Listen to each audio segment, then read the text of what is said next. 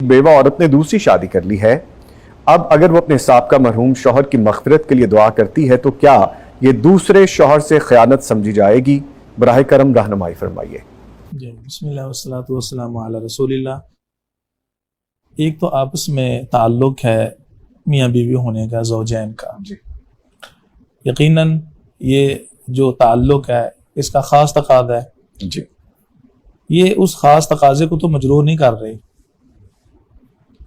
حقیقت میں یہاں جو دعا ہے یہ عمومی مسلمان اس کی طرف ان کو بلایا گیا ہے، دعوت دی گئی ہے، اور بلکہ یہ ایمان کی نشانی ہے۔ خالص جو اہل ایمان ہے اپنے سے سابقہ جو اہل ایمان کے لیے دعائے مغفرت کرتے ہیں۔ تو اس بنیاد پر یہ چونکہ ایک مسلمان خاتون ہے اور اس میں کوئی فرق نہیں ہے کہ خواہ اس کا سابقہ شوہر ہے یا کوئی اور شخص ہے، تو اس کے حق میں دعائے مغفرت مانگی جا سکتی ہے۔ اللہ سبحانہ وتعالی نے قرآن مجید کے اندر، یہ سورہ حشر ہے، آیت نمبر 10 ہے، اس میں اہل ایمان کا جو اپنے سابقین جو سینئر لوگ ہیں، فوت ہو چکے ہیں، ان کے بارے میں دعائے مغفرت کا ذکر فرمایا ہے۔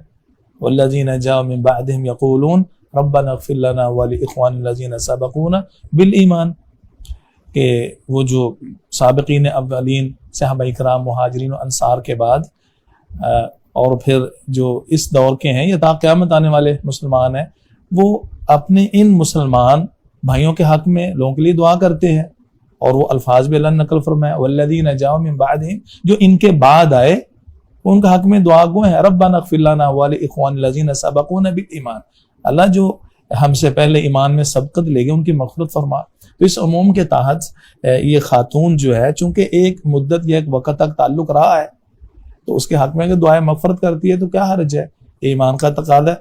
اب اپنے شوہر کے حق میں نہیں کرتی، کسی اور شخص کے حق میں کرتی ہے جو کہ اس کے لیے محرم بھی نہیں ہے، شوہر نہیں ہے اور محرم بھی نہیں ہے، تو کیا اس کے حق میں دعائیں مغفرت کرنا ناجائز ہوگا؟ کوئی بھی مسلمان یہ نہیں کہے گا۔ تو جیسے کسی تھرڈ پرسن کے لیے اور شوہر کے علاوہ کسی بھی شخص کے لیے دعائیں مغفرت کرنا جائز ہے، تو صاحب کا شوہر کے حق میں کیوں یہ ناجائز ہو جائے گی؟ تو یہ اس کی خیانت نہیں ہے۔ خیانت تب ہوگی جب وہ میاں بیوی سے متعلقہ امور میں سے کسی چیز کی خیانت کرے گی۔ تو یہ خیانت نہیں، دعائیں مغفرت ہے، جس کی تخصیص جو ہے نا وہ کسی بھی فرض سے نہیں ہے، ایمان کا تقاضا ہے۔ اچھا، اس میں مفتی صاحب دو چیزیں ہیں، کیونکہ سوال ہے تو ہم اس کو کھول کے ڈسکس کر لیتے ہیں، ہو سکتا ہے ہماری اس بہن کے لیے آسانی ہو جائے۔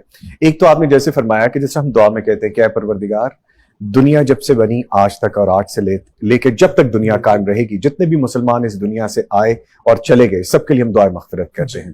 ایک تو یہ پہلو ہے۔